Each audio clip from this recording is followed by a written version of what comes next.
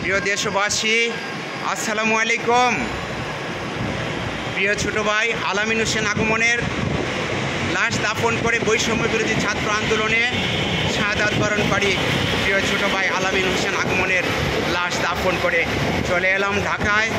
এই মুহূর্তে আমরা ট্রাফিকের দায়িত্ব পালন করছি, সাথে সাথে আমরা 3 ভাই ঢাকা শহরের প্রত্যেকটি গলিতে গলিতে প্রত্যেকটি ট্রাফিক পয়েন্টগুলোতে আমরা ঘুরছি, ঘুরে ঘুরে দেখছি আমাদের ছাত্র সমাজ যারা পুলিশের দায়িত্ব পালন করছে, ট্রাফিকের দায়িত্ব পালন করছে, তাদের কোনো সমস্যা হচ্ছে কিনা।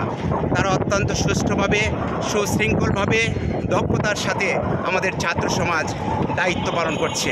প্রিয় দেশবাসী, আপনারা যেভাবে এই বৈষম্য বিরোধী ছাত্র আন্দোলনে আমাদের ছাত্র সমাজ জয়ী হয়েছে, তারা বিজয় চিনিয়ে এসেছে, আবার দেশকে নতুনভাবে স্বাধীন করেছে, তেমনিভাবে আপনারা সর্বাত্মকভাবে এই ছাত্র সমাজকে যার যার অবস্থান থেকে আপনারা সহযোগিতা করবেন, তারা যেন তাদের দায়িত্ব সুন্দরভাবে সুষ্ঠুভাবে পালন করতে পারে।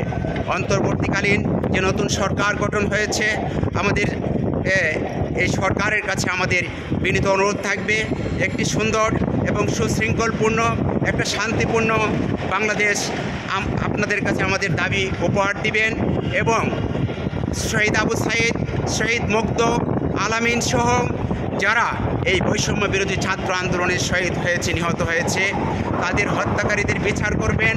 যারা আহত হয়েছে তাদের হত্যাকারীদের বিচার আমরা চাই।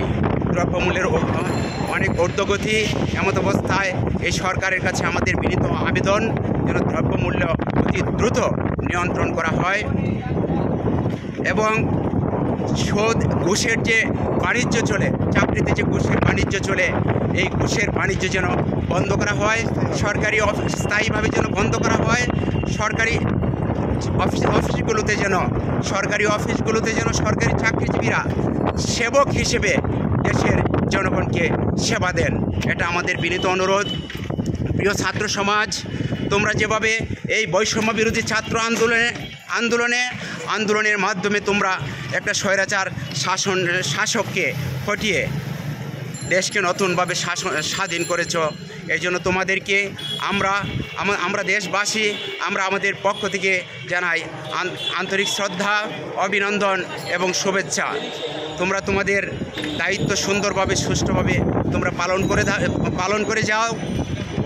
তোমরাই হবে আগামী দিনে এই দেশ এবং জাতির ভবিষ্যৎ।